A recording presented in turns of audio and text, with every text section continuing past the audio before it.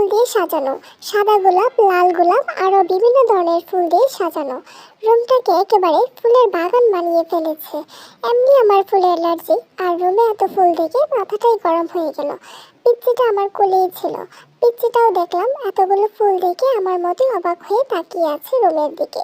আমি পিচ্চিটাকে কোলে নিয়ে রুমে ঢুকলাম। রুমে ঢুকে পিচ্চিটাকে বিছানায় ছুঁড়ে ফেলে দিলাম। দিয়া আউচ! ও মা গো, কমরটা ভেঙে গেল গো। আমি ভয় পেয়ে গেলাম। এখন মেয়েটার কিছু হলে তো আব্বু আমাকে মেরেই ফেলবে। আমি পিচ্চিটার পাশে বসলাম। সরি সরি, কোথাও ব্যথা লাগেনি তো?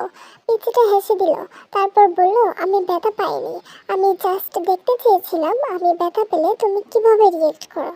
বলেই পিচ্চিটা একটা হাসি দিয়ে বিছানা থেকে উঠে ওয়াশরুমের দিকে যেতে লাগলো।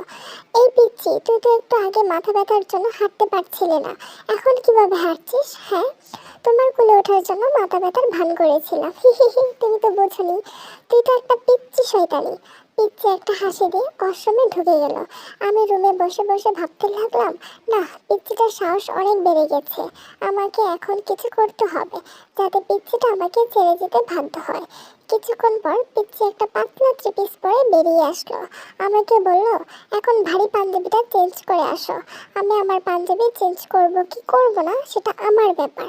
আমার সব ব্যাপারে তোকে এত নাক গলাতে হবে না। তুমি সব সময় এমন করো কেন? আমি এমন করবই, তাতে তোর কি? আমারই তো সব। ফ্রেশ হয়ে রুমে এসে দেখি পিচ্চিটা রুমে নাই, হয়তো নিচে গেছে। আমি রেডি হয়ে নিচে চলে আসলাম। পিচ্চিটা আম্মু আব্বু থেকে আর দেওয়াঙ্গের সাথে হেসে হেসে কথা বলছে। পিচ্চিটার কি সুন্দর নিষ্পাপ হাসি, কি মায়াবড় চোখ, একদম মায়াবতী। আমি এসব কি ভাবছি? আমি তো এইটুকু পিচ্চিকে কোনোদিনই বউ হিসেবে মানতে পারবো না। তাহলে কেন আমি এই পিচ্চিটার মায়ায় জড়াচ্ছি? কি রে, এখানে দাঁড়িয়ে আছিস কেন? কি ভাবছিস এত? তোর জন্য সেই কখন থেকে আমরা না খেয়ে বসে আছি। চল, রাতের খাবার খাবি, চল। আম্মু বলল। সে কি আম্মু, তোমরা এখনো খাও নাই? না রে, আমরা অনেকবার জাঙ্কুককে বলেছি চল আমরা খেয়ে নিই, যেমন একটু রাত করেই খাবার খাই, কিন্তু পাগলি মেয়েটা কি বলে জানিস? বলে তুই না খাওয়া পর্যন্ত ওনাকে খেতে পারবে না। তাই আমরা ভাবলাম সবাই একসাথেই খাই। দেখেছিস মেয়েটা এখন থেকে কিরকম ভালোবাসে তোকে, লক্ষ্মী একটা মেয়ে। বলে আম্মু পিচ্চিটাকে বুকে জড়িয়ে নিলেন। পিচ্চিটা লাল হয়ে আম্মুর বুকে মাথা রাখলো। আমি বিড়বিড় করে বললাম, লক্ষ্মী না ছাই, শয়তানের হাড্ডি একটা। কি রে, বিড়বিড় করে কি বলছিস? আমার বউটা কি ভালো আমার জন্য না খেয়ে বসে আছে, এটাই বলছিলাম আম্মু। আচ্ছা চল, এখন আমরা সবাই খেয়ে নিই, অনেক রাত হয়ে গেছে। আমি সবার আগে খাবার খেয়ে রুমে চলে আসলাম। এসে একটা বই হাতে নিয়ে সোফাতে শুয়ে শুয়ে পড়তে লাগলাম। পিচ্ছি রুমে এসে ভিতর ঢুকে দরজা লাগিয়ে দিল। আমি বললাম, এই পিচ্ছি, দরজা লক করছিস কেন? দরজা লক করা না তো কি করবো, আমি দরজা লক ছাড়াই ঘুমাই।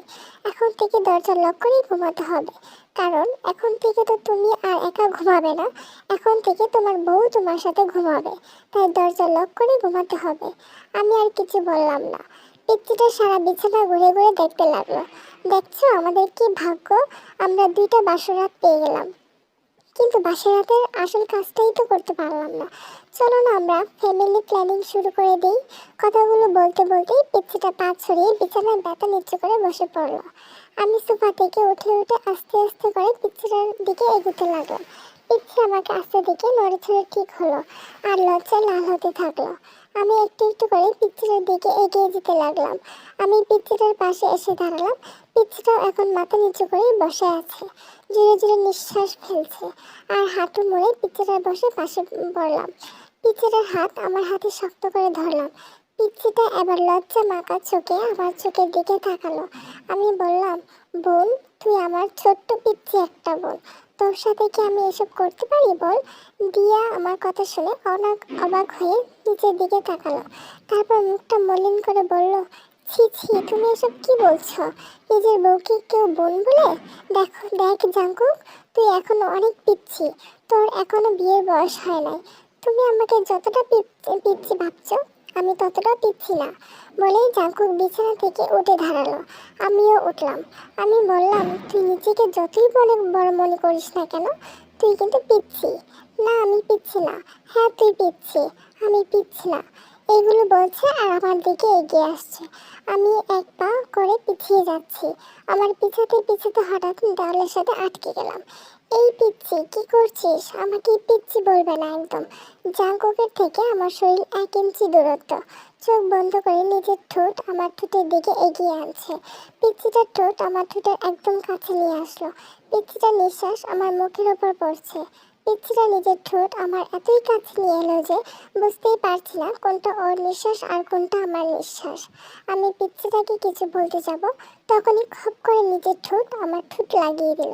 আমি মুখ থেকে কোনো শব্দ করতে পারছি না, শুধু মুখ দিয়ে করে আসছে। কিছুক্ষণ পর পিচ্ছিটা নিজের ঠোঁট সরিয়ে আমার নিজের কপালে লাগিয়ে জোরে জোরে হাঁপাতে লাগলো। আমি পিচ্ছিটাকে ধাক্কা দিয়ে নিজের শরীর থেকে সরিয়ে নিলাম। হাত দিয়ে ঠোঁট মুছতে মুছতে বললাম, এই পিচ্ছি শয়তানি, তুই এটা কি করলি? আমি যে পিচ্ছি না সেটার প্রমাণ দিলাম। সর। ধাক্কা দিয়ে সরিয়ে বাথরুমে যেতে লাগলাম। অনেকক্ষণ ধরে বাথরুমে থেকে বসে মোবাইল টিপছিলাম। পিচ্ছিটার সামনে যেতে ইচ্ছাই করছে না। অনেক রাগ হচ্ছে পিচ্ছিটার উপর। এটুকু পিচ্ছি একটা মেয়ে আমাকে কিস করেছে, এটা ভাবতেই সারা শরীর জ্বলছে। আব্বুর ভয়ে পিচ্ছিটাকে কিছু বলতেও পারছি না। বাথরুমের বাইরে থেকে পিচ্ছিটা ডাক শুনলাম, এই যে এতক্ষণ ধরে বাথরুমে কি করছো? হ্যাঁ, বেরিয়ে আসছো না কেন? বাথরুমে ঘুমিয়ে পড়লে নাকি? আমি কোনো উত্তর না দিয়ে মোবাইল টিপছি। কিছুক্ষণ থেমে পিচ্ছিটা আবার ডাকতে লাগলো, এই যে শুনছো, বেরিয়ে আসো না প্লিজ, আমার একা একা ভয় লাগছে। আমি মনে মনে ভাবলাম, তোর ভয় লাগছে তো আমি কি করব? কুলে নিয়ে নাচবো নাকি? পিচ্ছি শয়তানি একটা। এবার পিচ্ছিটা বাথরুমের দরজা জুড়ে ধাক্কা দিতে লাগলো। দরজা খুলছে না কেন? প্লিজ দরজাটা খোলো। এবার পিচ্ছিটা নিজে নিজেই প্রশ্ন করলো, ওর কিছু হলো না তো? এই কি হলো, দরজা খুলছো না কেন? কান্না করে দিল। কান্না করছে আর জোরে জোরে বাথরুমের দরজাটাকে ঠেলছে। এবার আমার বেরিয়ে আসা দরকার, না হলে পিচ্ছিটার কান্না শুনে আব্বু আম্মু চলে আসবেন। আমি দরজা খুলে বাইরে বেরিয়ে আসলাম। আমাকে দেখে পিচ্ছিটা আমাকে শক্ত করে জড়িয়ে ধরলো আর বলতে লাগলো, তুমি ঠিক আছো তো? তোমার কিছু হয় নাই তো? এতক্ষণ দরজা আটকে কি করছিলে? জানো আমি কতটা ভয় পেয়ে গেছিলাম? একের পর এক প্রশ্ন করেই যাচ্ছে। আমি পিচ্ছিটাকে নিজের থেকে ছাড়িয়ে বললাম, সত্যি তুই একটা পিচ্ছি। বলেই পিচ্ছিটাকে পাশ কাটিয়ে বিছানা থেকে একটা বালিশ দিয়ে সোফাতে চলে গেলাম। পিচ্ছিটা আমার পিছে পিছে আসলো। আমি সোফাতে বালিশ রেখে ঘুমাতে যাব, তখনই পিচ্ছিটা আমাকে বলল, তুমি সোফাতে ঘুমাবে না, আমার সাথে বিছানাতেই ঘুমাবে। আমি তোর সাথে ঘুমাতে পারবো না, তোমাকে আমার সাথেই ঘুমাতে হবে, না হলে কিন্তু। না ঘুমালে কি করবে? হ্যাঁ, ওর মুখোমুখি হয়ে কথাটা বললাম, আমার সাথে না ঘুমালে শ্বশুর আব্বাকে ডাক দিব আর বলবো তুমি আমাকে মারছো। কি বললি? আমি তোকে মারছি? তুমি আমাকে মারো নাই, সেটা শুধু আমি আর তুমি জানি, আব্বু তো আর জানে না। তুই আমাকে ব্ল্যাকমেল করছিস? আমার প্রশ্নের উত্তর না দিয়ে উল্টো আমাকে প্রশ্ন করলো, তুমি বলো আমার সাথে ঘুমাবে নাকি আমি আব্বুকে ডাক দিব? তোর মতো বিচ্ছি শয়তানের সাথে আমি ঘুমাতে পারবো না। ওকে, তাহলে আমি আব্বুকেই ডাক দিই। আব্বু। আমি ওর মুখ চেপে ধরলাম, এই কি করছিস তুই? আমি ঘুমাবো, তোর সাথেই ঘুমাবো, প্লিজ আব্বুকে ডাক দিস না। পিচ্ছি শয়তানি একটা। হি হি। শেষ পর্যন্ত পিচ্ছিটাকে নিয়ে বিছানায় ঘুমাতে গেলাম। ওর বালিশটা ঠেলে এক পাশে দিলাম, আমার বালিশটা টেনে অন্য পাশে আনলাম। আমাদের মাঝখানে বড় গ্যাপ রাখলাম। লাইট নিভিয়ে বালিশের মাথা রাখলাম। হুট করে পিচ্ছিটা নিজের বালিশ ছেড়ে আমার বালিশে চলে আসলো। সোজা আমার বুকে মাথা রেখে 2 হাত দিয়ে আমাকে জড়িয়ে ধরলো। আমি সাথে সাথে ওকে আমার থেকে ছাড়িয়ে নিলাম। এই পিচ্ছি, কি করছিস? তোর বালিশে গিয়ে ঘুমা। না, আমি তোমার বুকেই ঘুমাবো। তোর বালিশে গিয়ে ঘুমা বলছি, ধমক দিয়ে বললাম। পিচ্ছিটা উল্টো আমাকে ধমক দিয়ে বলল, আমাকে তোমার বুকে ঘুমাতে দিবে নাকি আমি শ্বশুর আব্বাকে ডাক দিব? আব্বু। আমি ওই আবার পিচ্ছিটাকে মুখ চেপে ধরে বললাম, এই পিচ্ছি শয়তানি, কথায় কথায় আব্বুকে ডাক দিস কেন? অতঃপর বাধ্য হয়ে পিচ্ছিটাকে বুকে নিয়ে ঘুমালাম। সকালে ঘুম থেকে উঠে ম্যাটের কাণ্ড দেখে আমি অবাক হয়ে গেলাম।